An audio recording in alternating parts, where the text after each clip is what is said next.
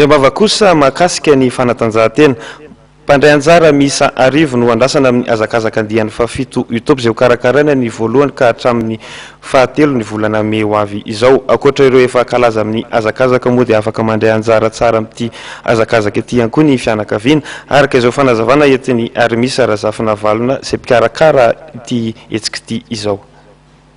Ny azakazaka Utopy moa zany dia fanalavana anazy Ultra Trail de Plateau dia amin'ny andin'ny fafitotsika amin'ity andremitorak ity dia ohatra mahazatra ilay izy azakazaka mampitohy ny Antananarivo sy Matasoa mandroso miverana arakarak'ilay kategoria ataon'ilay mpifanina zany.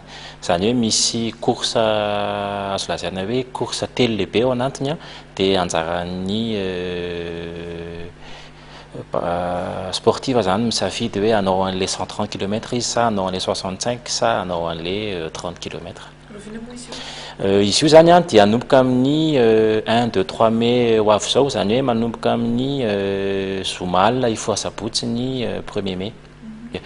Non, ilay izy natonga anazy natao amin'ny alina satria ilay izy azakazaka atao anatin'ny fotoana izay voafaritra zany, satria amin'ny Utopy zany ilay izy le distance ohatra le 130 km zany amin'ny maha ultra trail anazy ohatra ny course rehetra atao any ivelany dia atao anatin'ny 9-30 ora le izy. Dia izay no mahatonga anazy hoe atomboka amin'ny sabotsy moa zany amin'ny Zoma ifoha sabotsy amin'ny 12 ora dia miafara amin'ny alahady amin'ny 12 atoandro. Zany hoe ny tena marina zany azakazaka le izy atao anatin'izay fotoana izay ka le resaka fandriampahalemana azo lazaina hoe tsy dia tena olana loatra satria any ambanivohitra sika mihazakazaka ary izay eo anivon'ny mpikarakara moa zany dia efa mametraka rehetra ny fepetra rehetra sy ny fiara-miasa miaraka amin'ny mpitandro ny filaminana ahafahana manatanteraka an'ilay course amin'ny atsakany sandavany ary tsisy olana. Efa andin'ny fafitotsiko izao hatramin'izay tsy nahitana olana mihitsy ny resaka fandriampahalemana satria miara-miasa ny Utopy amin'ny fokotany amin'ny quartier mobile amin'ny tanàna rehetra izay andalovan'ny mpifaninana zany miala eo Ambatobe mandrapahatonga anazy any Matasoa.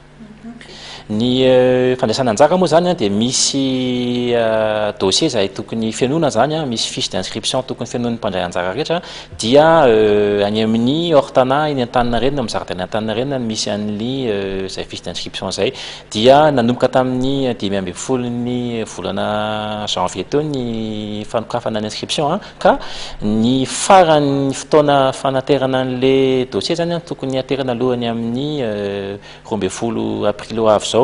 Dikan'izany zany efa kaikaiky zany tsika dia manainga an'ireo mpifaninana ho tonga ametraka an'izay dossier d'inscription izay.